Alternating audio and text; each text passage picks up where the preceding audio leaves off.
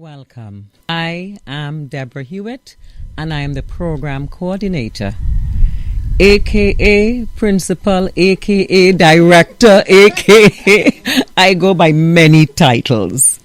The purpose of this morning's event is basically to celebrate 20 years of providing counseling to at-risk students in the secondary schools. The center was established 20 years ago to work with students who were posing problems in school. Academic problems, yes. Behavioral issues, emotional issues they presented with, and of course, all of those things would have affected behavior.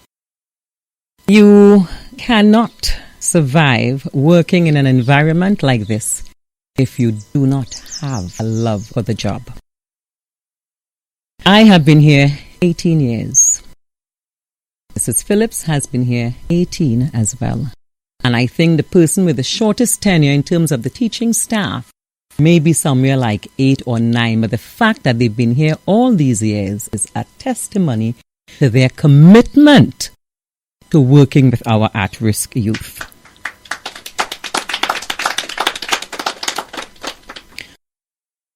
We welcome aboard. We recognize that we cannot do it alone. And we welcome aboard those agencies that partner with us. My name is Makeda Bourne. I'm from the National Council on Substance Abuse. I am the Community Program Officer there and social worker. We are here every Tuesday morning where we are doing drug education with the adolescents that are suspended from school and that are reporting here during the week. While we are doing our sessions, we have a number of objectives. One main objective is to find out some of the myths that they believe in, as well as to give them then the facts from that information they have. We do a lot of methodologies to get the information over, which includes PowerPoint presentations, video presentations, drama. We do a lot of molding. We use goggles, which those goggles, when persons put them on, it gives them the feel of how the brain and the body feel when it has alcohol in it. So we use a lot of practical methodologies with the young person to get the information over. While during the session, we want to be able to identify persons who may be at risk of using, are already using, and we highlight those persons to the principal and her team for further intervention. In addition to that, we at the National Council on Substance Abuse, we also provide counseling services for those young persons who tested positive for drug use. We are always here to lend that level of support to ensure that the young person gets that intervention that they need, the young person and their family. My name is Linda K. Robinson, and I am a probation officer, and I am assigned to the Probation Department. The Probation Department, we offer our services to the Edna Nicholls Centre every 2 weeks on Tuesday afternoons. Basically what we do when we present ourselves here is that we inform these young people, the juveniles that we see here, about the likelihood of their offending behavior right now and what it can do in terms of having them before the law courts. Now, a lot of these children do not understand that the behavior that they are exhibited in schools can exacerbate and actually cause them to be charged by the law courts.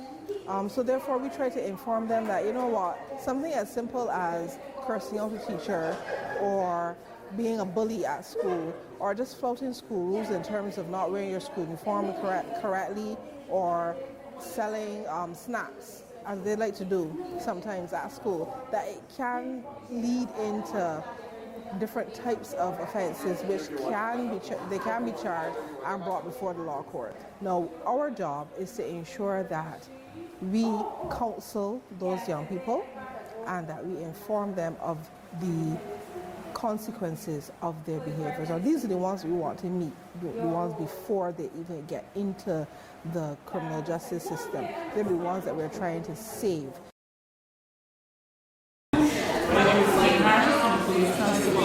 The juvenile scheme. We've been invited since 2016 to assist Ms. Hewitt at the Edna Nicholls Centre in providing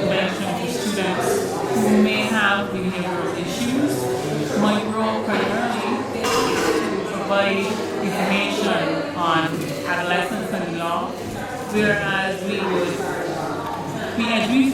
more so work to educate our youth. We look at educating them in the area of the law, where you explain to them, some of the behaviors that you may be carrying out may be deemed criminal.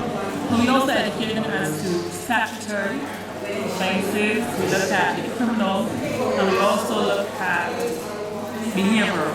So not each behavior is criminal, and not all children who come here come for criminal behavior.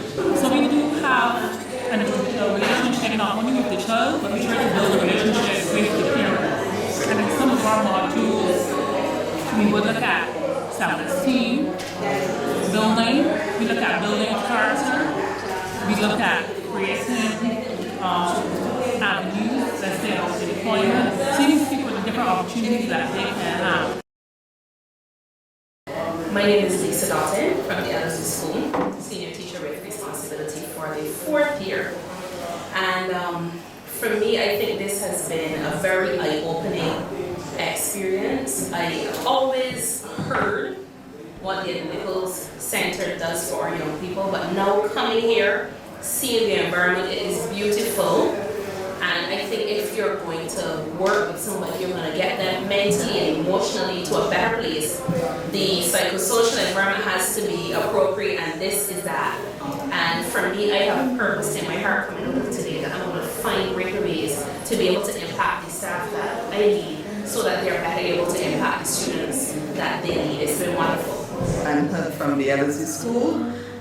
This is my first visit to the Edna Nicholls School, and I must say it was a very good decision to come this morning. I am very happy to be here to see where our at-risk children come, and I'm really proud of the way that the staff and the principal operates at the Edna Nicholls School. And I know that when the children come here, I can clearly say they're not coming to a dump. They're coming to a place where you see that they can make great improvement as they leave and go back to the institution. So at this point in time, I'm embracing all of you in this undertaking.